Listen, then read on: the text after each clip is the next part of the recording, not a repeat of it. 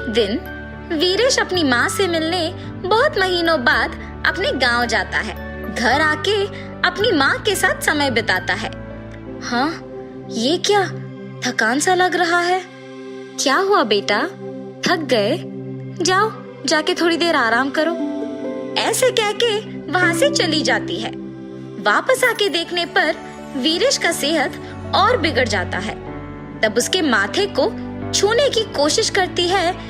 जब माँ, मुझे शक हो रहा है कि ये कोरोना है, आप मुझसे दूर रहिए, मुझे छूना मत और मेरे चीजों को भी। सर्दी और खांसी है, ऐसी समय में आपको मेरे पास नहीं रहना चाहिए क्योंकि आपको भी आने का मौका है। ऐसे कह के उसके बैग से मास्कों का पैकेट बाहर निकालता है। माँ, इस मास्क के पैकेट को ग्लव्स पहन के साफ करके ही खोलिए। उनमें से एक लेके पहनिए ताकि आप इस बीमारी से बच पाए। मेरे पास एक और मास्कों का पैकेट है, मैं उसे इस्तेमाल करूंगा ताकि मुझसे किसी और को ना आए। ये कह के वीरेश भी मास्क पहनता है। वीरेश एक कमरे में अपने आप को बंद कर देता है कि जब तक उसका हालत ना सुधरे। कुछ ही दिनों में उसका सेहत ठीक होता है और वो तब उस बंद कमरे से बाहर आता है।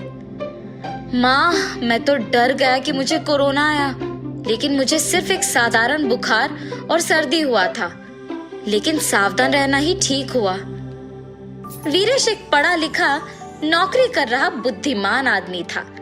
सिर्फ शक आने पर अपने आप को बंदी करके सारे नियमों का पालन करके तभी बाहर आया जब उसे यकीन हुआ है कि वो ठीक हो गया और उसे सिर्फ एक साधारण बुखार और सर्दी था।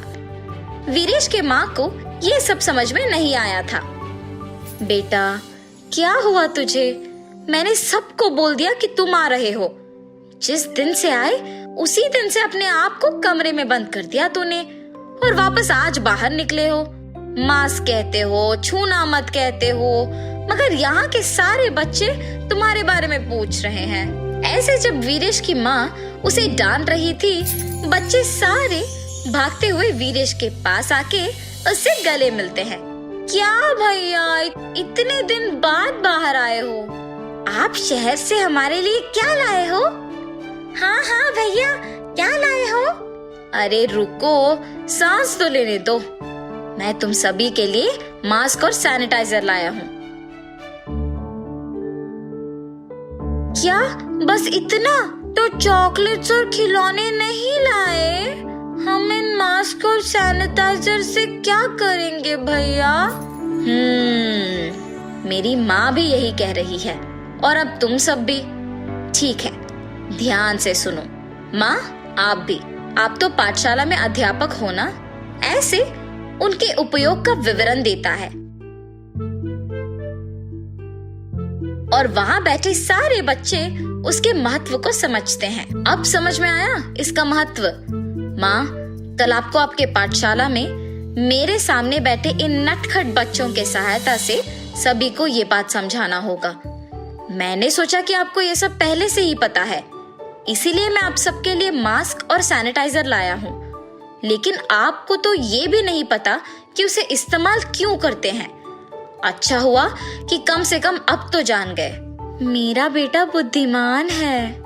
ऐसे अपने बेटे की तारीफ करके अगले दिन पाठशाला के मैदान में सारे बच्चों को बुला के उन्हें दिखाते हुए सारे नियम समझाती है और ये भी कि अगर किसी का सेहत ठीक ना हो तो कौन से नियमों का पालन करना होगा। अगर किसी को खांसी है तो अपने कोहनी में खांसे और किसी कपड़े से अपना मुंह को ढक ले, तभी कीटाणुओं को किसी और तक पहुंचने से रोक सकेंगे। अगर खांसी, जुकाम या बुखार जैसे लक्षण है तो किसी के हाथों में हाथ ना देकर उन्हें नमस्कार करें। भीड़ित जगहों को ना जाएं और जब तक सेहत ठीक ना हो अपने आप को एक कमरे में बंद करें। मास्क पहने रखने पर अपने कीटाणुओं को किसी और तक पहुंचने से रोक पाएंगे और उन्हें बचा पाएंगे। हर रोज अपने मुंह को छूना, आंखों को छूना, नाक को छूना, ये सब करना कम कर देना होगा। जितनी बार हो सके उतनी बार अपने हाथों को पानी और साबुन से 30 सेकंड तक धोना होगा। अल्कोहल से बनाए हुए सैनिटाइजर का इस्तेमाल करें और हमेशा उसे अपने पास रखें और इन सारे नियमों का पालन कीजिए। अगर आपके अड़ोस पड़ोस को या अपने जान पहचान वालों का सेहत खराब है तो उन्हें भी नियमों का विवरण दीजिए और एक अच्छे नागरिक का जिम्मेदारी निभाइए। ऐसे वो सभी में एक जागरूकता पैदा करती है। वीरेश की माँ फैसला करती है कि निश्चित रूप से वो गांव में मौजूद सभी को, छोटे बड़े बच्चे और बूढ़े, सभी को इन नियमों के बारे में बताए। पाठशाला के बच्चों को जैसे उन्होंने बताया वैसे ही बाजार में जाकर सभी को बताती है। जब वो बता रही है उनके बगल में बाकी लोग उसे करके दिखा रहे थे। ऐसे मंदिर में, अस्पताल में, गांव में सभी को इसका विज्ञापन करती है। वीरेश और उसकी माँ के प्रयासों को देख उस गांव के मुखिया मास्कों और सैनिटाइजरों को ज्यादा मात्रा में मंगा के उन्हें हर घर को बांटते हैं। ऐसे उस गांव के लोग इस जानलेवा बीमारी को लड़ने के लिए तैयार रहते हैं।